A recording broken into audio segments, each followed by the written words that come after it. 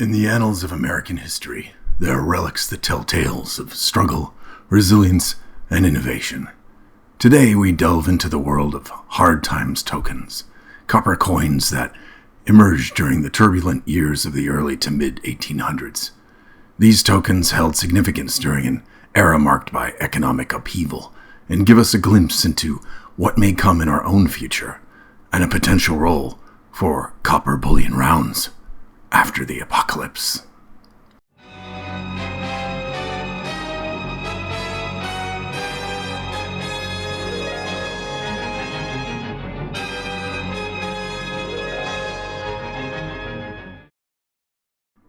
Hello, fellow mutants.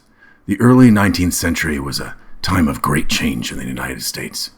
The country was expanding westward, and economic instability was a constant threat. During that time, a series of events led to a contraction of money supply and, put simply, a shortage of currency and coins for trade. In some cases, banks and businesses issued their own money, leading to further financial chaos. It was a time when trust in official currency was eroding.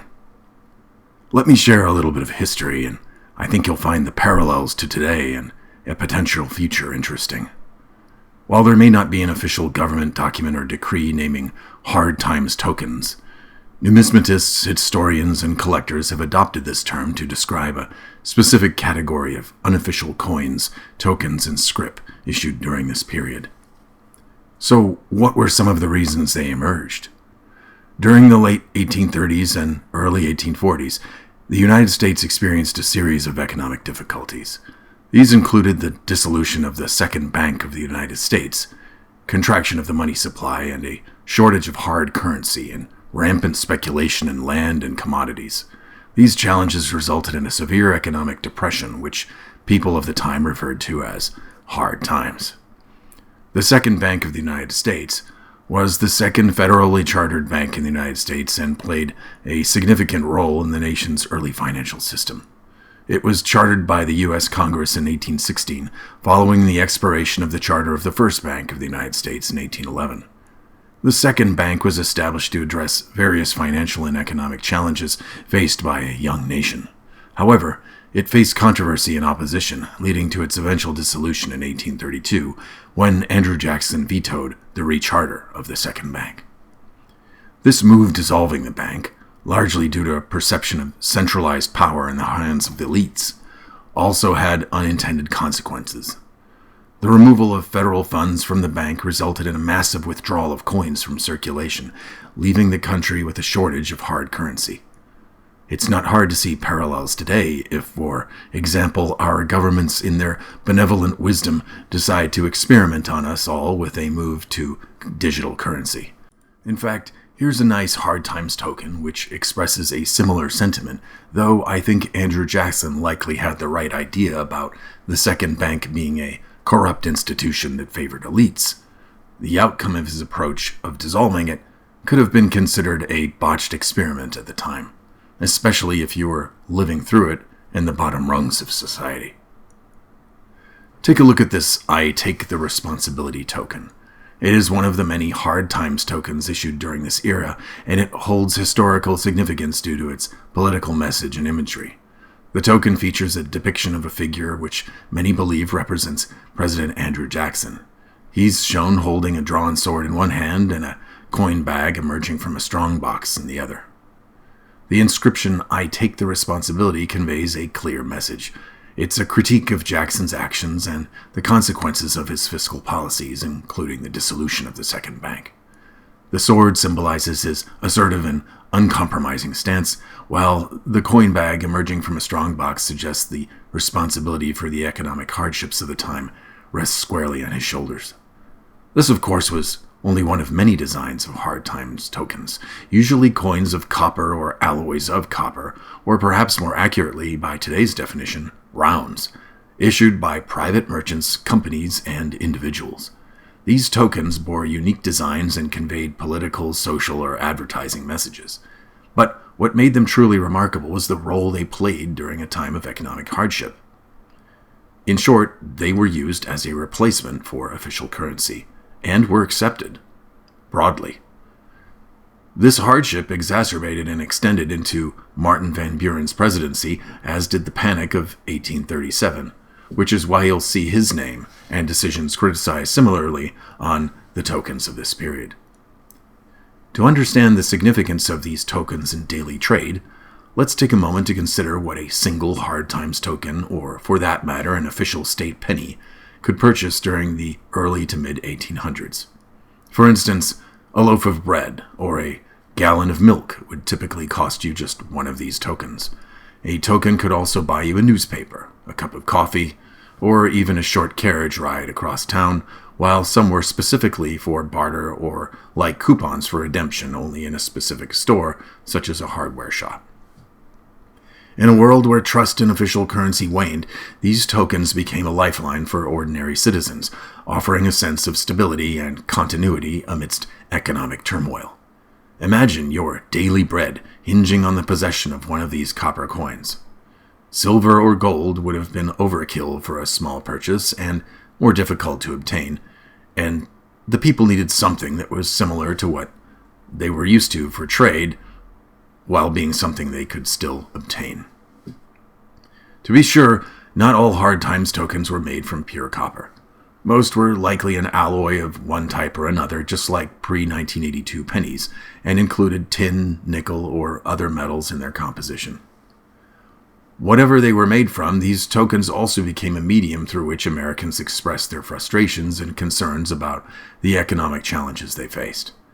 Because of the sometimes biting and sarcastic commentary in their designs, they remain valuable and interesting artifacts that provide insight into the political and economic debates of the era.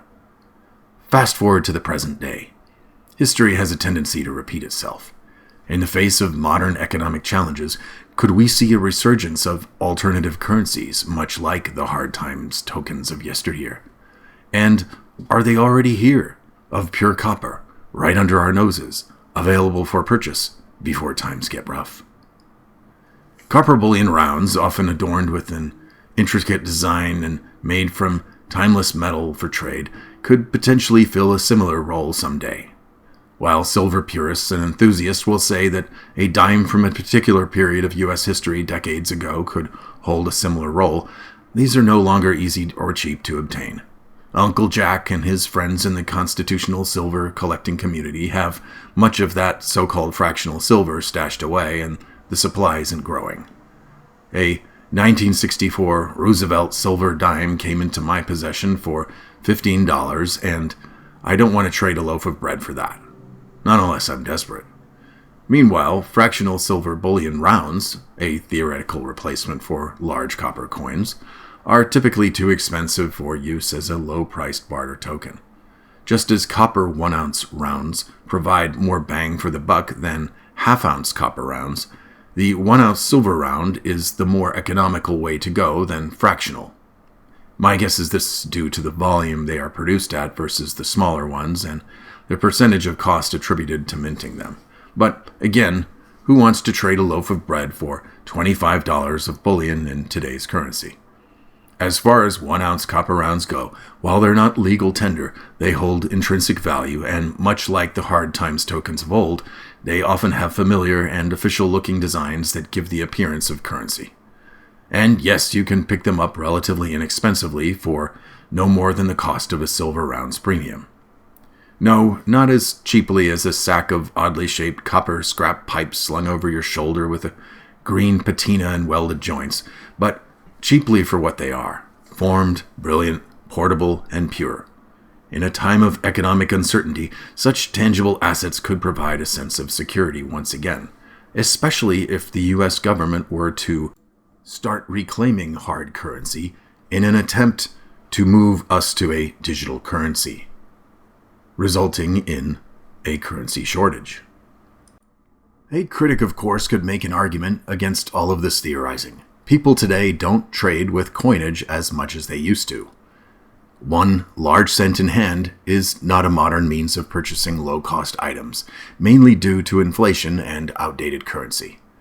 Many households only carry cash as a backup. A housewife might love using her credit card or smartphone app exclusively for those all-important points. Would she willingly make the transition back to tangible money and carry a sack of copper and silver rounds for her shopping? Or desperately try to get her grid-down smartphone to transact instead via something like Venmo, or using some kind of local phone-to-phone communication mesh network? Or perhaps she'd lug around a few cans of organic canned food to exchange for a few jugs of fresh water or some Band-Aids, going the pure barter route. Whatever happens as I reflect on the history of hard times tokens with you here, I'm reminded that economic challenges have been a recurring theme throughout American history. These tokens were not just pieces of copper. They were symbols of an ability to adapt in the face of economic instability. People back then had every opportunity to barter goods, but chose an unofficial currency like token for trade instead. As attractive as the idea of bartering chicken eggs for a bottle of antibiotic liquid is, you won't always have the perfect item to trade for your barter partners, so currencies that represent value will always have a place. As we head into what often seems like a darker future, we should remember the lessons of the past, for there may come a time when the value of a simple copper bullion round might hold more significance than we can now imagine. When someone says, "No one will ever trade you something of value for an ounce of copper," remind them that in the past we have, and we did. And in some corner of some future, likely will again. In a desperate future, people will likely trade for anything, even impure copper currencies of yesteryear, so keep those sacks of pennies. But I still like my copper as large 1-ounce rounds or bars of fine copper bullion because it's easier to work with if needed, not being an alloy that requires higher temperatures or releases toxic gases when melted, and it doesn't hold the stigma of being a penny, the least valued U.S. currency. In the end, the choice is yours to have a few of these or more on hand, or roll the dice with your smartphone and Venmo and a few old dimes from the 1960s, a couple of cans of Beanie Weenie, and a sack of Silver Eagles. I'd rather just keep it simple with some generic and affordable copper and silver rounds, and keep my other less portable preps or collectible coins to myself. What designs do you think would work best in a similar future?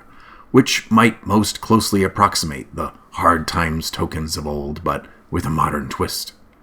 I'll leave some links below where you can check some designs out for yourself, but if you can think of a great design for a dark future, please share here. Well, that's all I had for today. If you found this video informative, please like, subscribe, and share, as they say. It helps. Until next time, it's Copper Mutant, signing out.